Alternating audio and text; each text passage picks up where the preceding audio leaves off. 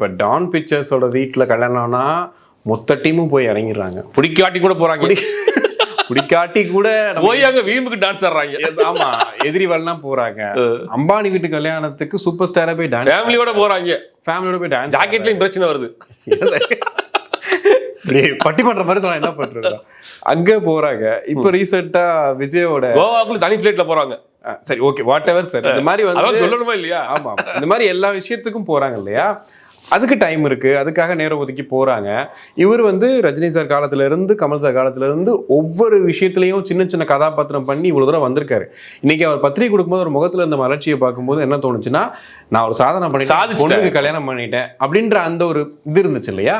போய் அவர்கிட்ட கொடுக்கும்போது ஒரு 5000 10,000 கொடுக்குறது 5 லட்சம் கொடுத்தா கூட நேர்ல வர்றதுக்கான அந்த இது இருக்காது. இல்லை, நானே சொல்றேன்னா, நீங்க நேரம் வர முடியாத சூழ்நிலை வந்தா கூட்டம் ஒரு வீடியோ போட்டுடலாம், ஒரு வீடியோ போட்டு வாழ்த்து சொல்லிட்டு போங்களேன். அன்னைக்கு இந்த மாதிரி கிங்கா கல்யாணத்துக்கு நான் வர முடியல, வெளியில இருக்க, வாழ்த்துக்கள், பொண்ணு மாப்பிள்ளை பேர சொல்லி வாழ்த்துக்கள் சொல்லிட்டு போங்களேன். அதுவே ஒரு பெரிய சந்தோஷமா இருக்கு. முதல்வர் வந்ததுக்கே அவர் அழுகிற மாதிரி வீடியோவே போட்டு